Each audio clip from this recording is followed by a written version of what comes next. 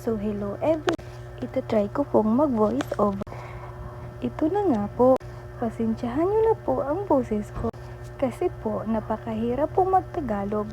So ito na nga po, bibili lang po sana ako ng cellphone kasi po yung cellphone ko sobrang lag. At ito na nga, nakarating ako dito sa hindi ko inaasa. Bigla ba naman akong niyaya ng aking at maliligo pala sila dito. Grabe, sobrang ganda dito guys.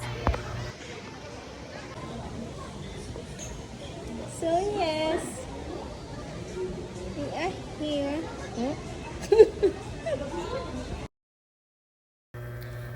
So at dahil hindi ako nakapag-ready, wala talaga akong kadala-dalang swimsuit, pati na rin damit. Dahil nga hindi naman ako kasama sa kanilang plano. Pero gora pa rin si Oka. Kalain sa akong tingog. Kayo na pong umintindi sa aking boses. So, ito na nga po. Tapos na po kami maligo. Naligo pa rin ako kahit wala akong damit na extra. Alam nyo ba na yung damit na ayan din yung suot ko kanina. Ibinalik ko lang. So, ang importante lang ay nag-enjoy akong mag-swimming. At pagkatapos nga namin mag-swimming dyan, ay pumunta na kami dito sa Korean restaurant. Kasi sobrang nakakagutom. Thank you pala sa nag-invite sa amin dito. At nang matapos na kaming kumain ay umakyat na kami dito sa 36th floor ng condominium na to.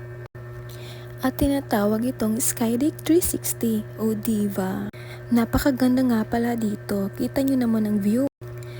Grabe talaga ang ganda ng Cebu City.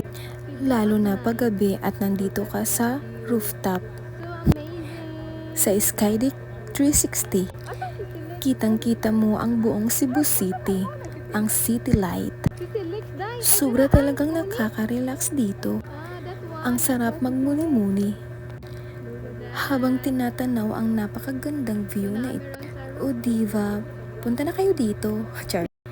At pagkatapos nga naming mag-pictorials sa napakagandang view ng Cebu, ay napa-order na naman kami ng mango shake. Ang gasto talaga kapag maglalakwat sa ka.